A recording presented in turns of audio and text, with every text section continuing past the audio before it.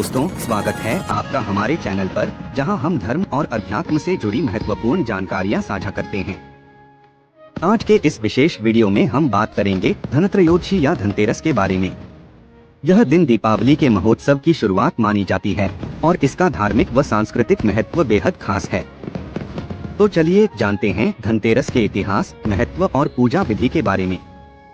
धनतेरस, जिसे धनत्रयोदशी भी कहते हैं, हर साल कार्तिक मास की कृष्ण पक्ष की त्रयोदशी तिथि को मनाई जाती है। यह त्योहार दिवाली के 5 दिवसीय उत्सव की शुरुआत करता है। इस दिन धन, सुख, समृद्धि और आरोग्यता की देवी देवताओं की पूजा का विशेष महत्व होता है। धनतेरस का संबंध पौराणिक कथा से जुड़ा है। माना जाता है कि समुद्र मंथन के दौरान भगवान धन्वंतरी, जो आरोग्य और चिकित्सा के देवता माने जाते हैं, अमृत कलश लेकर प्रकट हुए थे। इसीलिए इस दिन को धन और स्वास्थ्य से जोड़ा जाता है। धनतेरस का दिन भगवान धन्वंतरी के साथ साथ धन के देवता कुबेर की भी पूजा के लिए समर्पित है। धनतेरस का धार्मिक महत्व बहुत गहरा है। इस दिन लोग अपने घरों की साफ सफाई करते हैं और दीप जलाकर मां लक्ष्मी और भगवान कुबेर का स्वागत करते हैं। इस दिन सोने, चांदी, आभूषण, बर्तन या अन्य धातु से बनी वस्तुएं खरीदने की परंपरा है।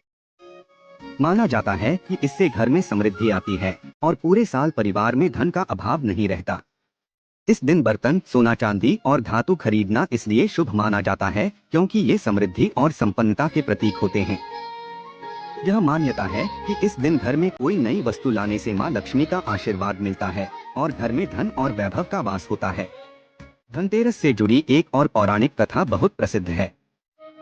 कहा जाता है कि एक समय राजा हेम के पुत्र का जन्म हुआ और जन्म कुंडली में लिखा था कि उसकी मृत्यु विवाह के चौथे दिन सांप के काटने से होगी। जब वह दिन आया तो उसकी पत्नी ने दियों की माला बनाकर पूरे घर को रोशनी से भर दिया। उसने अपने पति को जगाए रखने के लिए गीत गाए और अपनी आंखों से आंसू गिरने नहीं दिए। जब यमराज सांप के रूप में आया तो उस रोशनी और उसकी भक्ति से प्रभावित होकर उन्होंने उस युवक को जीवन दान दे दिया। तभी से यह मान्यता बनी कि इस दिन दीप जलाकर और भगवान यमराज का पूजन करके अकाल मृत्यु से मुक्ति पाई जा सकती है। इसी कारण धनतेरस को यमदीप दान भी कहा जाता है। अब बात करते हैं कि धनतेरस पर पूजा कैसे की जाती है। इस दिन भगवान कुबेर, मां लक्ष्मी और भगवान धन्वंतरी की विशेष पूजा की जाती है। घर के मुख्य द्वार और आंगन को साफ करके वहां रंगोली बनाना शुभ माना जाता है। शाम के समय दीप जलाकर घर के बाहर और अंदर रखें, जिससे पूरे घर में रोशनी फैले। पूजा स्थल पर कुबेर और धन्वंतरी की मूर्ति या तस्वीर रखें।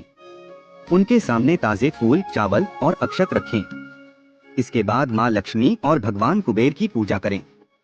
कुबेर भगवान को फल, मिष्ठान्न, धूप, दीप आदि अर्पित करें। उनके चरणों में सिक्के या आभूषण रखें और प्रार्थना करें कि वे आपके घर में समृद्धि और सुख शांति का आशीर्वाद दें। इसके बाद भगवान धन्वंतरी की पूजा करें और उनका ध्यान करके स्वास्थ्य की कामना करें।